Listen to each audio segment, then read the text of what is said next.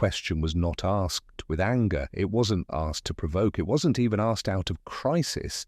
It was asked calmly, almost carefully, as if the person asking already sensed that the answer might not be comforting. Why do good people drift away from God? Not criminals, not those who openly reject faith, not people whose lives are visibly broken, but ordinary people, respectable people, people who once prayed without effort, people who once felt close.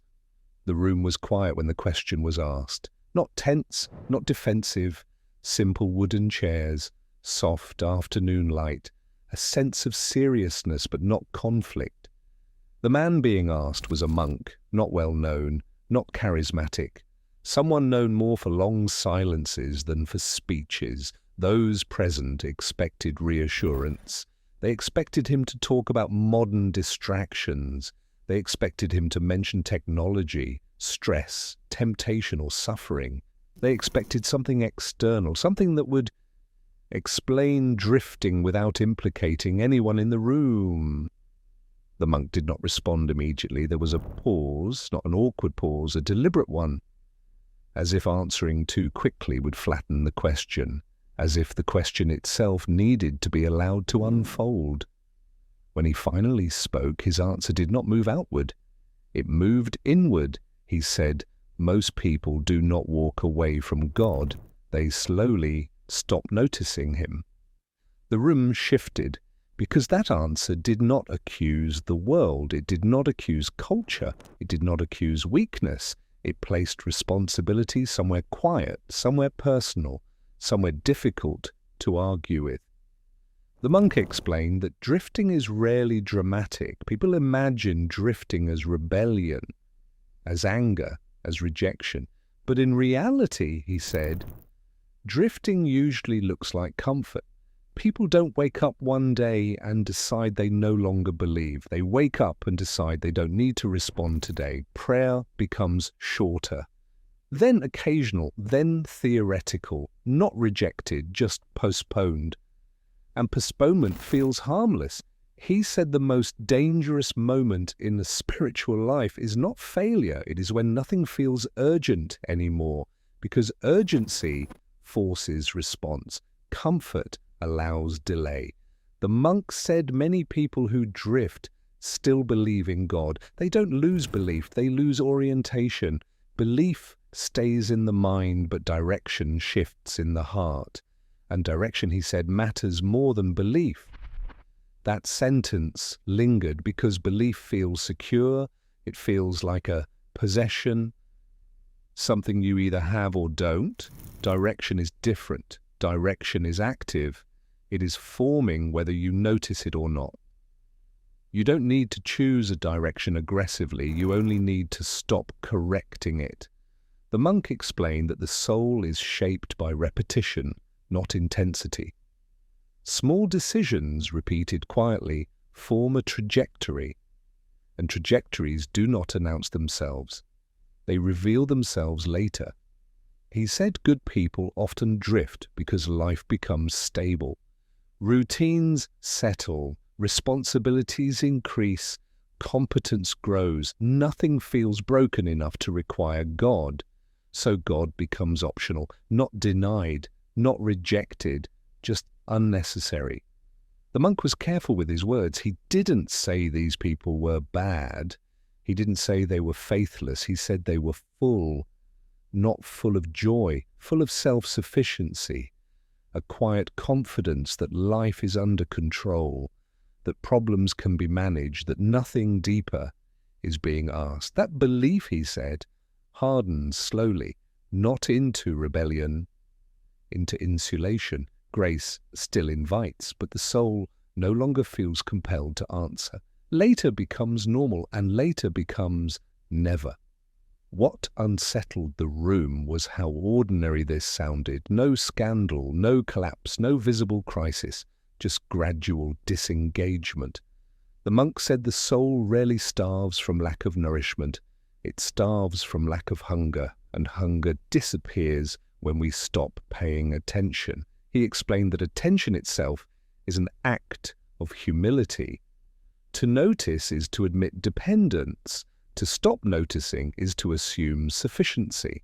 That assumption feels peaceful until it isn't, because suffering eventually arrives, as it always does.